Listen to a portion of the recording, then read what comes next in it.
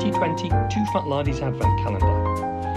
I hope you can take a break from dressing the tree or putting up fairy lights or wrapping presents or just shopping online so we can ask Richard, if a magical wargaming fairy arrived at Lardies Island and granted you one wish and provided you with a whole new period with painted armies and a set of rules, all ready to go, maybe with some special terrain as well, which period would you choose? And which war and which armies would be fighting?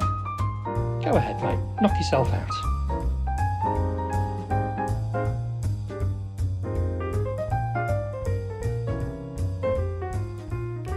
Pretty lucky that over the years I've accumulated a lot of armies. In the last 20 years it's been my job to write rules, so if I fancied a period I bought the armies and written the rules for it, and you know the result is there in terms of sharp practice, chain of command, infamy, Dux Britanniarum, and it's been great to have free rein to go where my interests take me. I think that's an important part of the way I write rules. I write rules and design games for periods that I'm interested in, and I think it's that interest that allows me to focus on getting the right result, for me at least anyway. However, there is one period and one army in particular that's always eluded me, simply because of the challenge of painting it. It's just too frightening, and that is a Landsknechts. Now, it's not that I'm not interested in the period, actually. When I was in my 20s I collected several 15mm Renaissance armies that I used with two sets of rules initially, the WRG George Gush ones with the green cover, and then Tercio with the even greener electric bile green cover. The former wasn't really my cup of tea, or more to the point, it was actually. I don't like tea. The issue for me was that I've always been interested in gaming quite specific slices of history. Nothing wrong with the rule set, but a set that covered a couple of 100 years was a bit too broad for me. I was interested more in a very specific slice of that period, which at the time were the wars of northern Italy from around 1500 to 1550. And if the WRG rules weren't quite my cup of tea, the Tercio ones, well, I had to incinerate them before my head exploded. They were effectively as though somebody had taken WRG and then tried to make it 10 times as complex.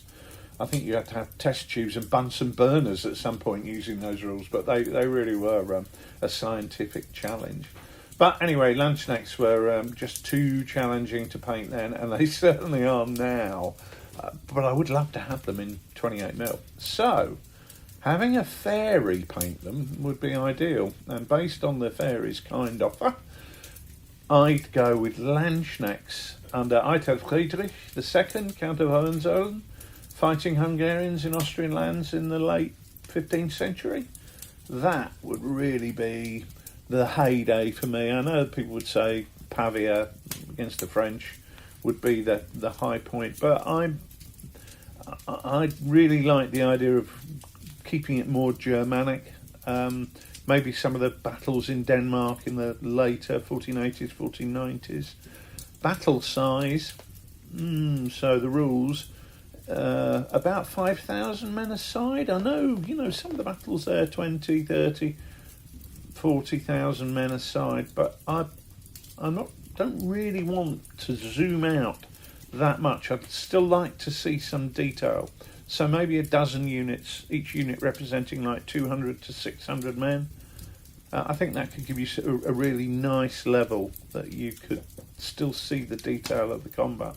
And also, and I might be pushing it here, some really nice Renaissance terrain in the Germanic style. I think that could look really, really superb. So, if there are any fairies out there, I'm your man.